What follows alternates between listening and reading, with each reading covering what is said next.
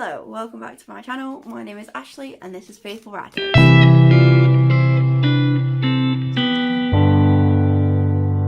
So, as you can tell from the title of this video is going to be about my experience neutering Akatosh and also Pullman, because this video was supposed to be just about neutering Akatosh, but then 3 weeks after neutering Akatosh, we were still dealing with problems that I'll get into in this video.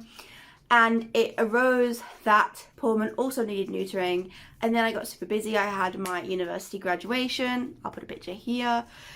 So eventually Pullman has been neutered. He's, I want to say 4 days post-op now, and I thought I would just tell you a little bit about both of the experiences, how they differed from each other, how they were similar, and my advice on things like that. So one thing that I will say is that neutering rats is not necessary in most cases. Neutering rats is something that you do either for a medical health issue or for a hormonal health issue, which I personally do see as a medical issue, and the main reason why male rats gets neutered is hormonal aggression. Now, with my experience with rat surgeries, I wouldn't put a rat through a surgery unless it was absolutely necessary for their quality of life or for their health. So I'm not somebody who's going to be recommending elective neutering. I think it's irresponsible and I don't think it's worthwhile. I don't think it's worth them going through the stress of a surgery just so that you can put in males with females or whatever. So yeah, hormonal aggression is pretty much the only reason, except sort of like any other medical health issue, that I would neuter my rats, and that is exactly what was going on. Akatosh had been a bit of a problem for a while, so we're in March now, the beginning of March, and I decided to get him neutered mid to late January. We had to wait almost a month for the appointment. He was neutered on the 18th of February, and the reason why he got neutered is solely because he was bullying other rats in the cage. He was chasing them around on free roam and getting really puffy, which is a sign of aggression in rats, and we had tried multiple attempts of rebonding the rat and it just didn't work. He was still being a pain, he was still bullying people, and his bullying behaviour that mainly was on free roam had started to be happening inside the cage, and that's when I decided that this was no longer acceptable and he needed to be neutered. And so what I did was, he didn't have any problems with his brother Coram, so I decided to, instead of separating him on his own, which is something that I really do want to avoid as much as possible, I then separated him with his brother, and they lived in this cage, which is a guinea pig cage. It's a perfectly fine temporary cage for rats, and they lived in here whilst we waited for his surgery, as I didn't want, obviously, any more of the fighting to go on whilst we waited. So we waited the 3 weeks. It was quite tough for me because I'm used to having all of my rats together. I felt like they weren't getting enough attention and I felt really guilty about it, and it was quite difficult at the beginning for me. I got over it because both groups were much happier. So the surgery date rolled around, we went there in the morning. Most times when you get surgeries, like pre-planned surgeries for animals, you will drop them off in the morning. The vet will give them a check over to make sure they're good for surgery on that day, and then you'll leave and they'll call you to pick them up when they've recovered from the anaesthetic. And that's basically what happened with Akatosh. And this is what his surgical site looked like on the first day that we brought him home. He bounced back from the anaesthetic very quickly. I had an alarm go off. He bounced back very quickly from the anaesthetic. We had no issues at all with that. He was absolutely perfectly normal, back to his cheeky little self on the way back. And he was quite uncomfortable towards the end of the period of his medication that he had at the vet. So they will normally give an injectable painkiller straight after the surgery or during the surgery that will last a day or so, and that's when you start giving them their oral pain relief. And at that point he was quite uncomfortable, but he didn't chew himself. We had no issues with that. We didn't have to wrap him. The pain relief was enough, and him being in with Coram was really great for them, and he started to recover well. And then around day 6, I want to think it was day 5 or 6, I came home from work late at night. I was working on a show and I got home at 10 p.m. and I decided to check Akatosh's wounds. I had been checking them periodically in the morning and in the night time, just to make sure that they were healing well and there was no issues going on.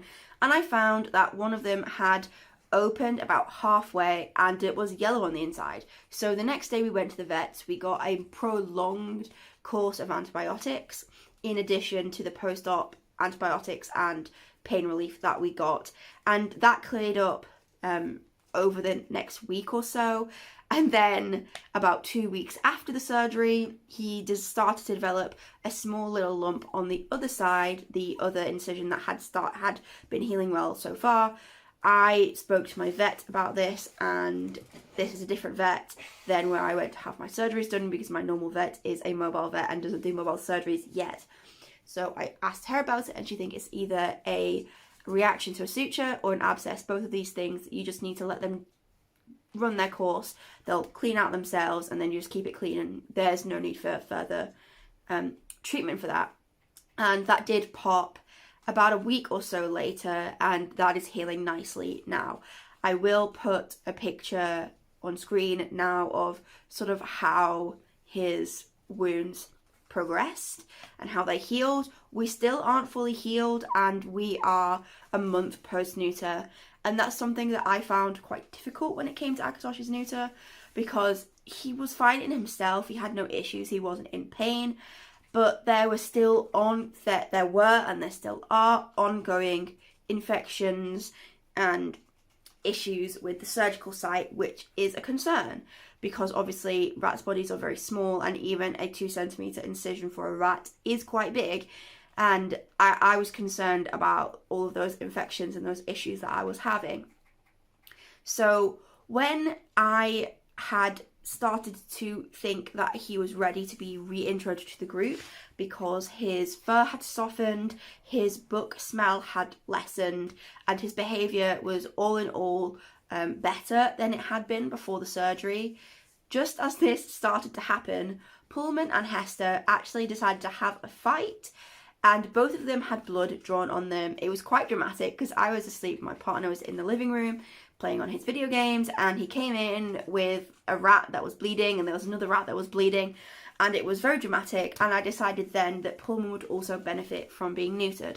Now with Pullman, his case was very different. He didn't come from the best of backgrounds. He was originally from a family-run pet store, and we had rehomed them when they were about 4 or 5 months old, because the family that had them couldn't handle them properly and wasn't able to give them what they needed. And so that meant when they came to us, they were very nervous and unhandled, and that's something that Pullman has struggled with. He's always been a nervous rat. He did calm down a lot with the use of the carrier method. I have made a video about this up in I'll put it here if you're interested in that, but he still hadn't fully calmed down when it came to other rats, and he was very edgy and very nervous. And this is part of the reason why Akatosh got neutered, because when Akatosh would pin Pullman to show his level of dominance, Pullman wouldn't be able to cope with that, and he would panic, which would make the fight longer. So all of this added up, and I regret now not doing it sooner for Pullman, because I think it's something that he'll hugely benefit from, just in general because of his anxiety levels. I decided to get it done. Luckily, I called up and I booked him in for a week later. They had a surgery slot a week later. I decided to remove Pullman on by himself, because he was separated with his brother, but he started to pick on his brother as well. So for safety of everyone, I decided to keep him separate on his own, which is a tough decision to make, because rats really shouldn't be on their own, and it's not something that I would do without like real cause to do so. And so that's when I separated Pullman, and a week later he had his surgery. Now this was rather traumatic, more so than Akatosh's surgery.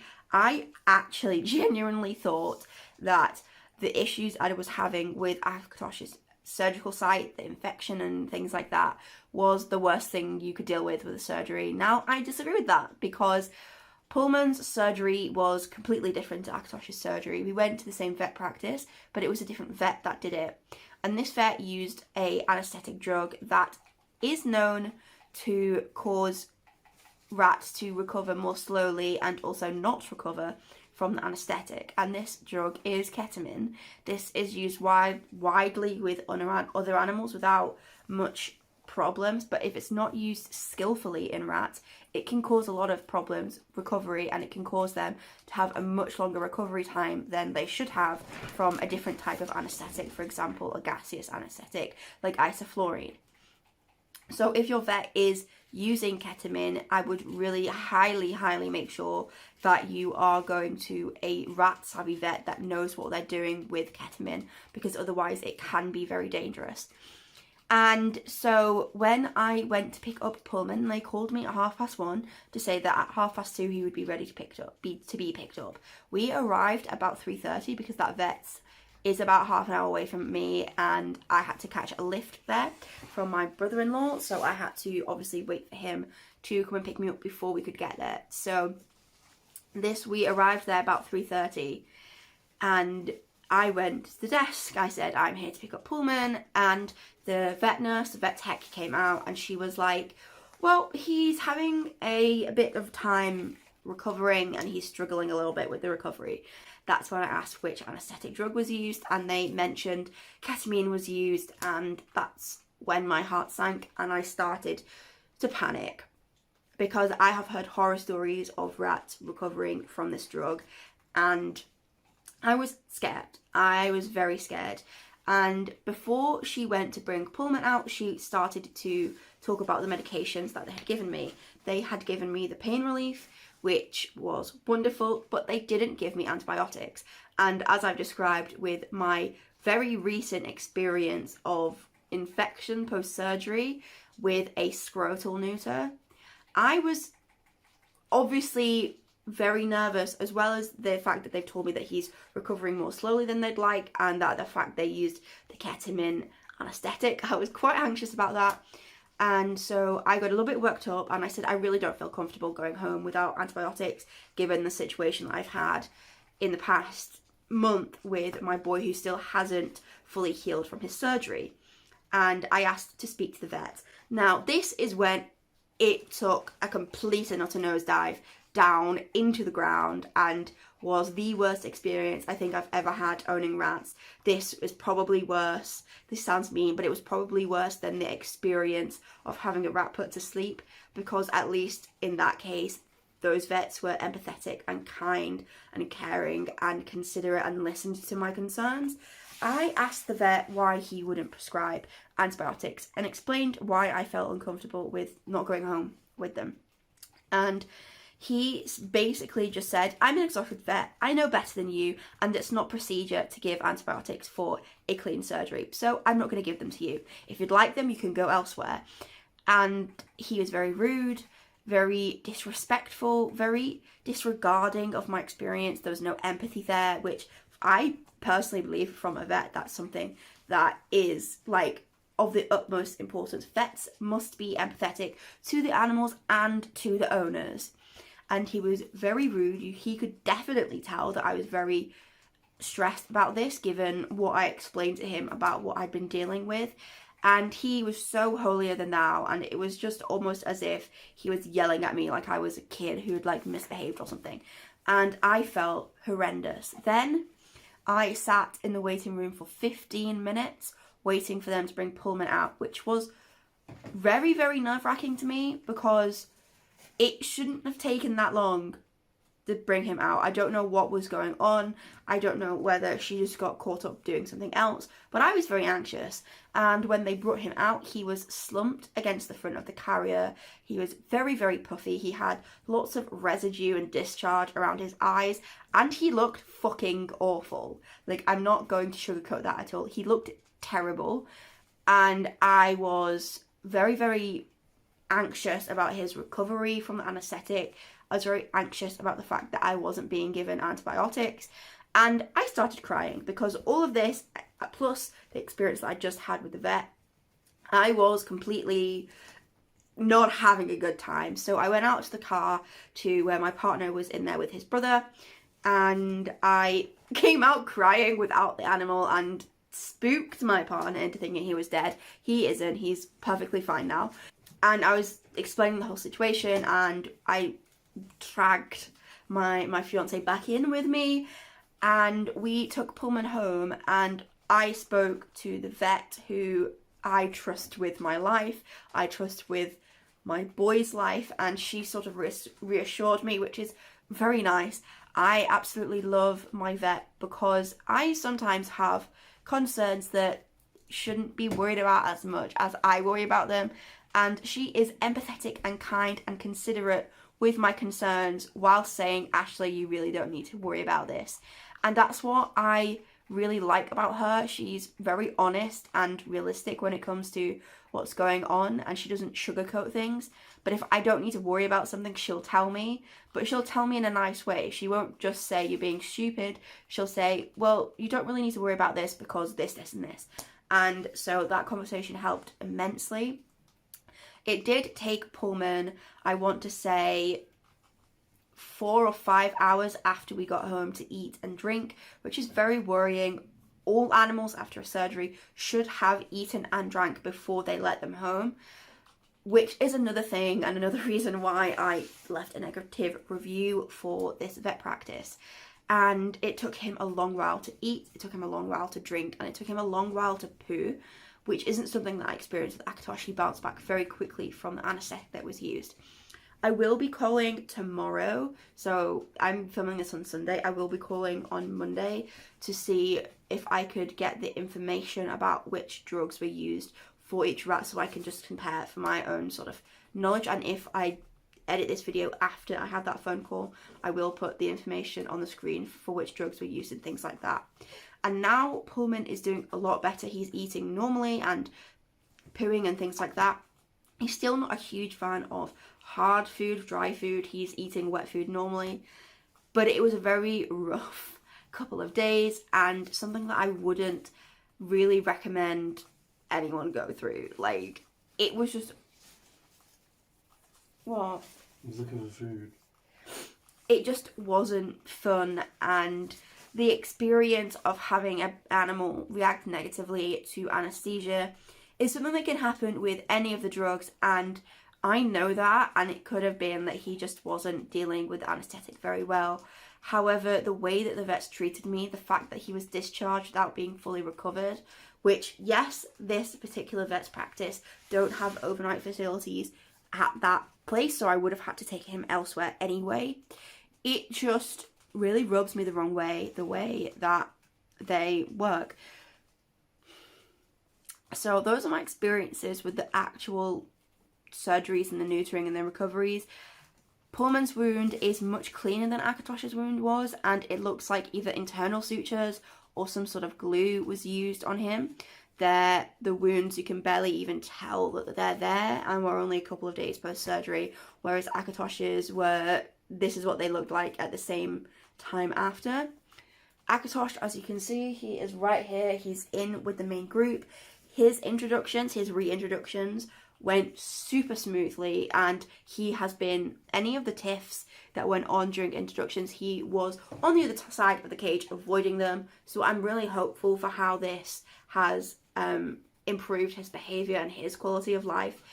The biggest concern now is getting through those reintroductions after Pullman has recovered, and then hopefully I'll have a settled group, and then hopefully in a couple of months I can get some kittens and fill this cage, because that's not something I'm comfortable doing until all the boys are settled.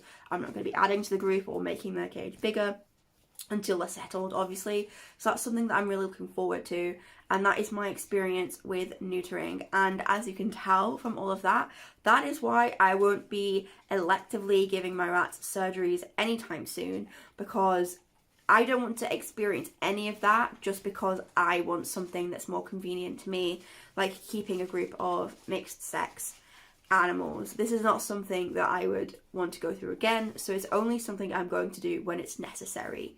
And I don't also want to scare you off from surgeries, because they are sometimes necessary, and rats can come through them very well. As Akatosh showed, he had no issues with the actual recovery from the surgery. It's just sort of like the incisions that we're having issues with. And on the opposite side of that, Pullman has very clean wounds that I don't feel like we're going to have problems with. So sort of you can see the sort of the differences and how they're pretty much opposite to each other. If you have any questions about rat surgeries or neutering, or when you should neuter or how you should neuter, do leave them in the comments. If you have an experience of neutering your rats, leave that in the comments also. I'll be really interested to hear that. I'll also be writing up an account of these surgeries to put on my blog, on my website, if you're interested in seeing this in a written form. That should be up in a couple of days, so do check that out. My website is faithfulratters.co.uk. It will be linked in my link tree that's in my description. So yeah, that's pretty much everything. Do subscribe to stick around if you like my rat content and you want to see more rat content from me. And do like this video, just to give me some support after the rough weekend that I've had. And yeah, thank you very much for watching, and I'll see you next time. Bye.